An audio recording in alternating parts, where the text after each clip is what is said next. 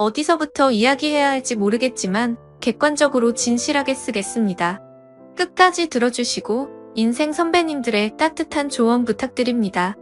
원래 이렇게까지 일찍 결혼할 생각은 없었지만 결혼할 수밖에 없었던 일이 생겼어요. 바로 속도 위반이었습니다.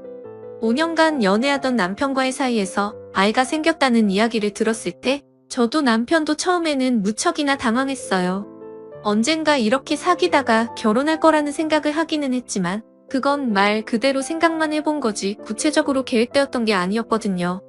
설마 제대로 계획 세우기도 전에 뱃속에 아이가 생겨서 이렇게 급하게 결혼을 고려해 볼 일이 생길 거라고는 상상도 못했으니까요. 그래도 이왕 애가 생긴 거 어쩌겠어요.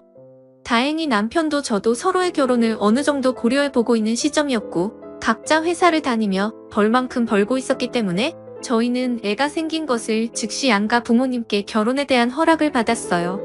아이가 생겨서 급하게 준비하는 결혼이라고 하지만 저희 정말로 서로 사랑하고 있으니까 결혼해도 그 누구보다 화목한 가족을 꾸려나갈 수 있어요. 허락해주세요. 시어머니와 시아버지 되실 분들에게 허락받는 건 어렵지 않았어요. 그러나 처음에는 저희 부모님이 좀 난관이었습니다. 저희 부모님은 가능하다면 애를 지우기를 원하셨거든요. 아무 준비도 안 된 상황에서 어떻게 결혼을 하겠다는 거냐며 아직 한창인 나이에 서로 결혼을 생각해 둔 것도 아니고 그저 아이가 생겨서 준비하는 결혼은 아무리 서로 좋다고 해도 나중에는 후회할 수 있을 거라는 것 때문이었어요. 저도 그런 생각 안 해본 건 아니었지만 그래도 남편과 함께라면 아이 낳고 키우고 함께 사는 것도 나쁘지 않을 것 같았습니다. 딸인 제가 그렇게 강력하게 나오니 부모님은 하는 수 없이 허락해 주셨어요. 시댁은 시골에서 살고 있었고 친정집은 서울에 있었기 때문에 저희는 친정집 가까운 곳에 신혼집을 얻었습니다. 이 부분은 부모님이 강력하게 권유해 주신 것이었어요. 내가 어느 정도 아이들을 돌본다고 해도 혹시나 바쁘고 그럴 때는 내가 가서 도와줄 수 있지 않겠니? 그러니까 우리 집에서 너무 멀지 않은 곳에 신혼집 얻어놓으면 서로 오고 가기도 편할 거야. 아직 아이가 태어나지도 않았지만 충분히 일리 있는 말이었기에 친정집에서 차로 한 20분 정도 되는 동네에 신혼집을 얻고 그곳에서 생활을 했습니다. 다행히 직장도 멀지 않았어요. 그 당시에 아직은 임신 초기라 그런지 특별히 힘든 일이 없었어요. 그래서 계속해서 직장을 다녔습니다. 그러나 하루하루 지나니까 이것도 조금 벅차다는 감정이 들더라고요. 애초에 아이 생각 자체를 해본 적 없던 저에게 임신은 뭐랄까 너무나 생소한 일이었습니다. 입덧 같은 거야 워낙 드라마를 봐도 흔히 나오는 건 이미 알고 있었지만 저는 가만히만 있는데도 온몸이 쑤실 듯이 아픈 통증이 매일같이 저를 괴롭힐 거라고는 생각도 못했어요. 날이 갈수록 회사에서 멀쩡히 앉아서 일하기가 어려워지고 저는 결국 생각보다 이른 퇴사를 진행했습니다. 당신은 집에 가만히 있어. 앞으로 돈은 내가 벌어올 테니까. 아이 태어날 때까지 몸조심해야지. 그렇게 그 뒤로는 남편의 외벌이로 생활비를 벌어왔어요. 그리고 저는 집에서 정말 말 그대로 최대한 아무것도 하지 않고 가만히 있었습니다. 집안일 그런 거 할 여력도 없었어요. 애초에 집안일을 할 힘이 있었다면 회사를 그만두지도 않았을 겁니다. 덕분에 저희 어머니가 자주 집에 찾아와서 반찬도 해주고 가고 청소도 해주셨어요. 엄마가 시간이 여의치 않을 때는 청소업체에서 사람을 부르기도 하고 음식 같은 경우는 배달을 시켰습니다. 그런 식으로 집에서 요양 아닌 요양은 하는데 어느 날 집으로 전화가 걸려왔어요. 시어머니였습니다. 이번에 벌초를 하는데 너도 꼭 오거라. 친척분들도 전국에서 다 오시니 이것저것 음식도 준비해야 한다. 처음으로 제대로 인사드리는 거니 꼭 참석해야 한다. 전 벌초가 뭔지도 몰랐다가 검색해보고 알았습니다. 당시 몸 상태가 그냥 멀리 가는 것만으로도 무리가 오는 상황이었을 만큼 컨디션이 그리 좋지 않았어요. 그런데 이걸 처음에는 가야 하는지 진짜 고민이 많았어요. 그래도 시어머니가 오라고 말씀하신 건데 가야 하지만 어쩐지 가면 이것저것 시키고 허들의 티를 다 해야 할 것만 같았어요. 어른들 비비도 다 맞춰야 할 것만 같고요. 그리고 그 당시에는 입덧이 심해서 음식 냄새만 맡아도 헛구역질이 나올 때였거든요. 아무리 이것저것 다 따져봐도 도저히 몸이 따라주지 않을 것 같았기 때문에 저는 남편에게 말했어요. 어머님이 나한테 벌초 오라고 연락하셨더라. 그런데 내가 지금 몸이 많이 안 좋아서 나는 가기 힘들 것 같아. 그러니까 당신이 가서 어머님한테 말씀 좀 잘 드려줘. 일부러 안 간 거 아니라고. 그리고 나서 남편 혼자만 시댁으로 보냈어요. 시어머니도 제가 임신하고 있다는 걸 알았기 때문에 남편이 그대로만 전했으면 저는 당연히 아무런 문제가 없을 거라고 생각했어요. 그런데 제가 생각했던 것보다 일은 훨씬 커졌습니다. 시어머니가 제가 벌초에 오지 않은 사실을 가지고 그걸 엄청 마음에 담아두고 있었던 것이었어요. 처음에는 당연히 몰랐습니다. 전 벌초가 얼마나 큰 의미를 가지고 있는지 몰랐고 무엇보다도 임신한 사람이 먼저니 제가 참석을 안 해도 충분히 이해해 줄 수 있는 거잖아요. 게다가 임신 후 증상이 나타났을 때 너무 심각하게 몸이 아파서 남편과 마침 서울에 올라온 시부모님과 함께 병원에 가본 적이 있었는데 그때 의사 말로는 제가 다른 사람보다 몸이 되게 약한 편이라고 했습니다. 그래서 무리한 일은 최대한 안 하는 게 좋다는 얘기도 들었고요. 당시 시어머니도 의사가 말하는 걸 옆에서 함께 들었어요. 제가 만약 시어머니라면 아무리 벌초 때 친척들이 모인다고 음식이고 뭐고 다 해야 한다 하더라도 당장 며느리 몸이 이렇게 약한데 그런 상황에서 굳이 며느리까지 불러서 일을 시키지 않을 것 같았어요. 그러나 그런 추측은 저의 오산이었습니다. 하루는 남편을 출근시키고 집에서 쉬고 있는데 연락도 없이 시부모님이 저희 사는 집에 온 거예요. 어머님, 아버님 연락도 없이 여기까지 무슨 일이세요? 보통은 연락하고 올라오는 게 기본이니까 저는 설마 시부모님이 그 이른 시간부터 저희 집에 올 거라고 생각도 못했기에 진짜 편하게 수면 잠옷만 입고서 집에 누워 있었는데 깜짝 놀라서 일어났어요. 참고로 시부모님은 저희 집 비밀번호를 알고 계셔서 그냥 바로 문을 열고 들어오셨어요. 머리를 정돈하며 시부모님께 인사를 하는데 두 분 다 영 탐탁지 않은 얼굴로 저를 보더라고요. 너는 시부모가 왔는데 물 한 잔도 안 주니? 정확히는 물을 가져다 드릴 시간도 없이 갑자기 들이닥쳤기 때문에 저로서는 당황했지만 일단 사과를 하고 곧바로 죽방으로 가서 평소 시부모님이 좋아하시는 녹차를 타서는 한 잔씩 드렸어요. 그랬는데 기껏 녹차를 타드린 게 무색하도록 시부모님은 찻잔에 손도 대지 않더니 다짜고짜 저에게 이러더군요. 너는 시부모가 시부모 같지 않은 개냐? 아닌 밤중에 이게 웬 홍두깨인지 제가 한 거라고는 그저 시부모님이 오실 걸 모르고 소파에 누워있던 것밖에 없었는데 너무 당황스러워 말을 했어요. 아니에요. 어머님, 아버님 무슨 소리세요? 그랬더니 그제서야 시어머니가 본론을 꺼내더군요. 내가 시부모를 시부모로 봤다면 우리가 볼초오라고 했을 때 왔어야 하는 거 아니냐? 내가 친척들 다 모인다고 얘기까지 했는데 근데 어떻게 결혼하고 처음 하는 볼초를 안 올 수가 있어? 며느리로서 그게 말이 된다고 생각하냐? 결론은 제가 볼초에 오지 않아서 화가 나신 것이었어요. 남편이 제대로 얘기를 안 했나 싶어서 다시 말씀드렸어요. 죄송해요. 그때 당시 임신 때문에 몸이 너무 안 좋아서 남편한테 전해달라고 했는데 혹시 못 들으셨어요? 하지만 시부모님은 제가 아무리 몸이 아파도 결혼하고 처음 가지는 의미 있는 행사인데 당연히 제가 아픈 몸을 이끌고 왔어야 한다더군요. 친척들한테 새 며느리 온다고 그렇게 자랑했는데 네가 안 와서 우리가 얼마나 난처했는지 알기나 해? 임신한 게 유세도 아니고 몸이 아파봤자 남들 다 겪는 정도인데 그걸 못 참고 볼초를 안 와? 어머님도 저번에 같이 병원 가서 들으셨겠지만 제가 몸이 유독 약한 편이잖아요. 그것 때문에 생각보다 일찍 회사도 그만두고 집에 가만히 있어도 몸이 쓰실 때가 많아요. 볼초에 못 간 건 죄송하지만 그때는 정말 상태가 너무 안 좋아서 듣기 싫다. 내가 보기에는 내가 우리 집 조상들을 우습게 본다는 생각밖에 안 들어. 결혼까지 했으면 이제 엄연히 우리 집안 사람인데 몸이 아프고 말고 떠나서 어떻게 그런 가족 행사에 안 올 수가 있어? 아무리 일부러 안 간 게 아니라고 열심히 말해도 시부모님은 듣지 않았어요. 그저 제가 볼초에 오지 않았다는 거 그거 하나만 중요했어요. 저는 볼초가 그렇게 중요한 행사인지 몰랐다고 살면서 볼초 같은 걸 한 번도 안 해봐서 볼초 자체가 무엇인지도 나중에 알게 되었다며 열심히 변명했습니다. 어머님, 아버님 죄송해요. 제가 잘 알아보고서 최대한 가도록 했어야 했는데 저희 집은 돌아가신 분들 다 낙골당에 모셔서 정말로 볼초가 뭔지를 제대로 몰랐어요. 그렇게 중요한 거란 걸 알았다면 힘들더라도 꼭 갔을 거예요. 다음에는 어머님이랑 아버님이 오라고 하면 몸이 아프더라도 갈 테니까 너무 화내지 마세요. 솔직히 그렇게 이야기를 하면서도 너무 힘들었습니다. 대체 사과를 몇 번이나 하는지, 중요한 행사에 몸이 아프다고 못 간 게 시부모님으로서 불만이실 수 있다는 건 알지만, 그렇다고 해도 정말 제가 일부러 안 간 게 아니라 이래저래 체력이 너무 안 좋아서 못 간 건데, 그 말을 드리는 와중에도 몸이 너무 아파서 정말 견디기는 어렵더군요.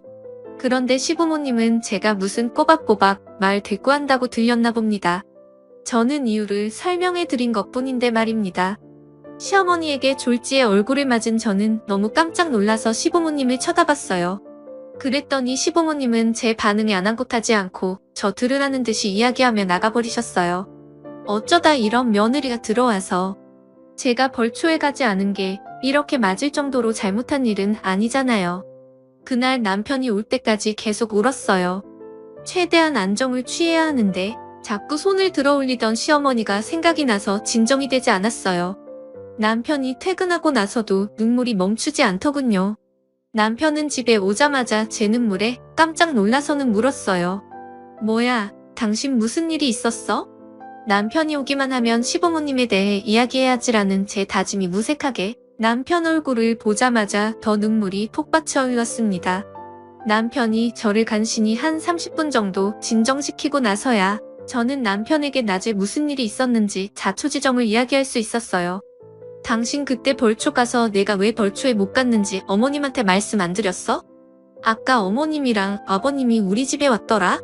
그런데 내가 몸이 아파서 못 갔다고 죄송하다고 몇 번을 말했는데 계속 듣지 않으시고 아까는 어머님이 날 때렸어. 내가 이런 취급받아야 해? 여보, 일단 조금 진정하고. 그게 말이야. 진정. 이게 진정할 수 있는 일이야? 내가 그렇게 죽을 죄를 진 것도 아니고 일부러 안 간 것도 아니고 임신한 것 때문에 몸이 안 좋아서 못 간 건데, 아무리 벌초가 중요한 행사라고 해도 충분히 사과드렸고 다음에는 꼭 가겠다. 내가 잘 몰라서 그랬다고 말씀까지 드렸는데 어떻게 나를 때릴 수가 있어? 우리 엄마도 나 아깝다고 나한테 손 한 번 올린 적 없어. 내가 벌초 그거 하나 때문에 뺨까지 맞아야 하는 거야? 당장 어머니한테 전화해. 날 왜 때렸는지 물어보고 분해서 이렇게는 못 살겠어. 한 번에 쏟아내니까 정말 아까 시어머니에게 맞았던 서름이 다 쏟아졌습니다. 전 남편이 저와 시어머니 사이에 있는 사람으로서 시어머니가 잘못한 부분을 제대로 짚어서 뭐라고 해주기를 바랬어요. 그게 남편의 역할이니까요.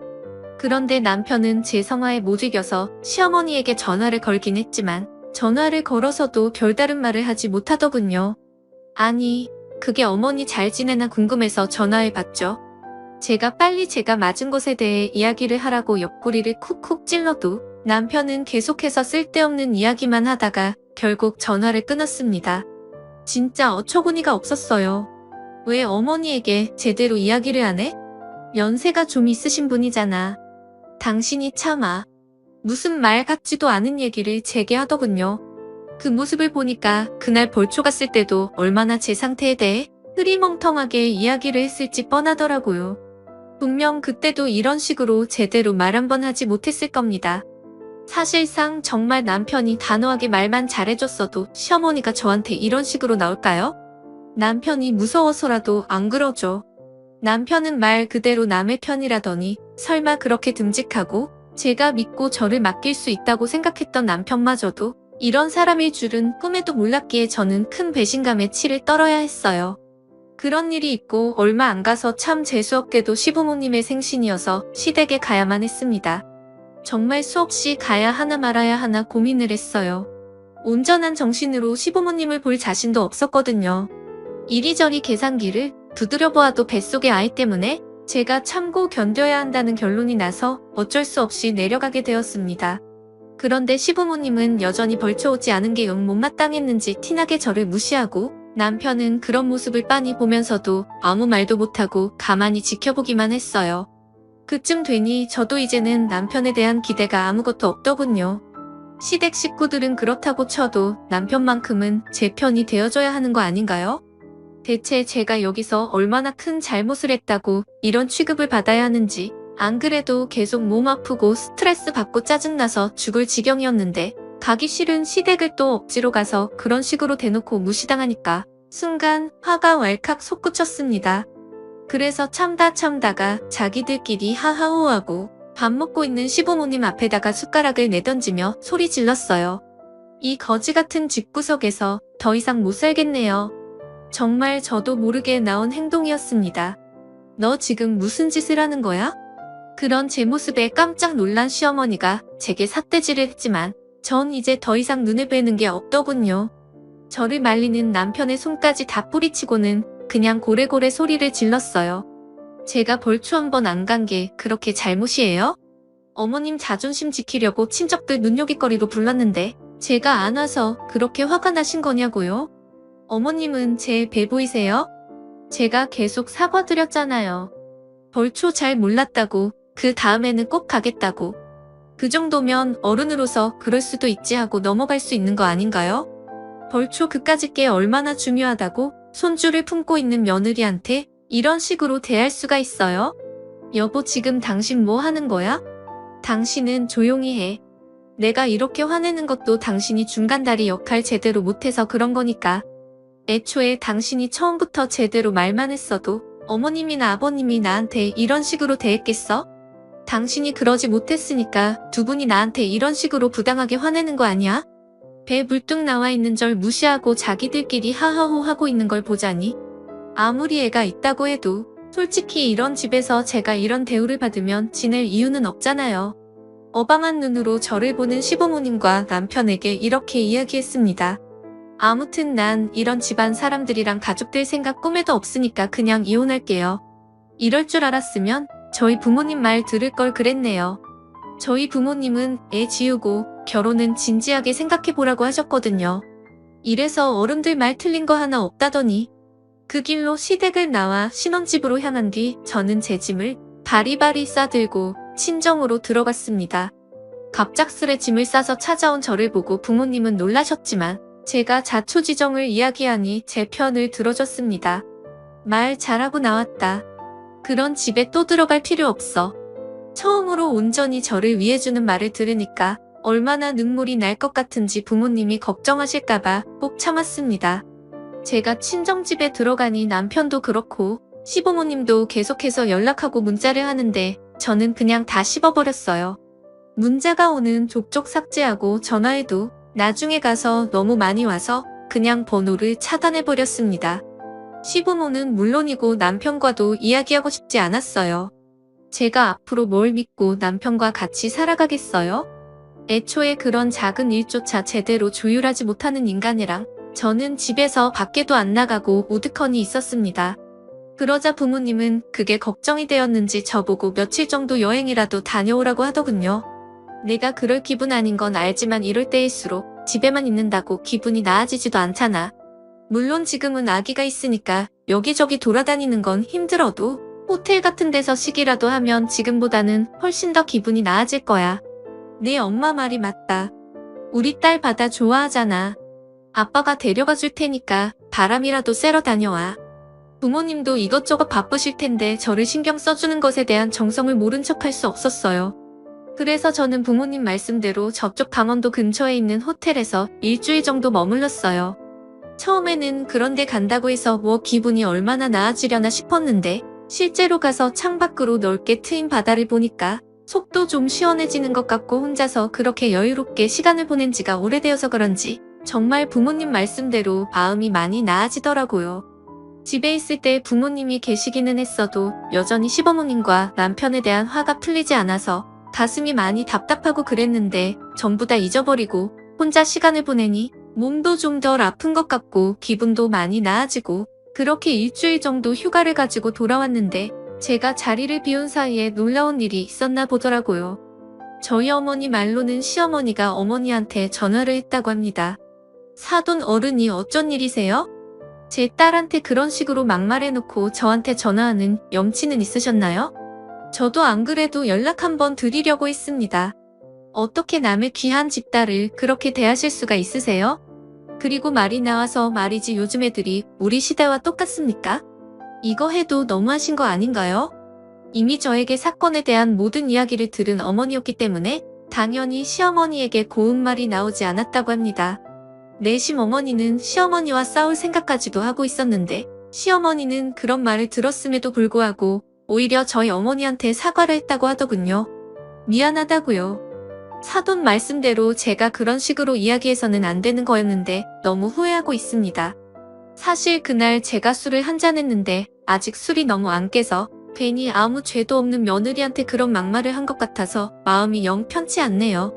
가능하면 꼭 직접 연락해서 사과를 하고 싶은데 저는 어머니의 말을 듣고 코웃음을 칠 수밖에 없었습니다. 술이라니요? 차라리 그냥 깔끔하게 사과를 했다면 저도 다시 한번 생각해 볼 여지가 있었을 텐데 그런 식으로 조금이라도 자기 잘못을 줄이려고 술 핑계를 대는 시어머니가 너무 싫고 짜증이 났어요. 술을 많이 마셨어도 살이 분변을 하셨어야죠. 제 딸은 그날 일을 더 얘기하고 싶은 게 없다고 하니까 이만 전화 끊겠습니다. 어머니도 시어머니 전화를 아예 차단했다고 합니다. 저희 부모님은 지금 무조건 이혼하라고 말씀하고 계세요. 아무리 사돈이 너한테 사과를 했다고 해도 한번 그런 인간이 또 안 그러겠니? 지금이야 당장 네가 이렇게 강하게 나올 줄 몰라서 수그리고 들어가는 거지. 막상 애 낳고 나중에 더 이혼하기 힘들어지면 그때 다시 본색을 드러낼 사람이다. 그러니까 차라리 지금 빨리 이혼해 버리는 게 나아. 아이 키우는 건 엄마가 도와주마. 아이 입장에서 아빠 없이 자라게 하는 게 미안하고 많이 신경 쓰이겠지만 엄마랑 아빠는 언제나 내가 먼저다. 냉정하게 생각하면 어머니 말이 다 맞았습니다. 하지만 저는 태어날 아이가 아빠 없이 자란다는 게 너무 마음에 걸렸어요. 요즘이야 한부모 가정도 많고 그렇다고는 하지만 그래도 양쪽 부모가 멀쩡하게 있는 집과 비교했을 때 이런저런 편견 어린 시선으로 보이게 되는 건 맞잖아요.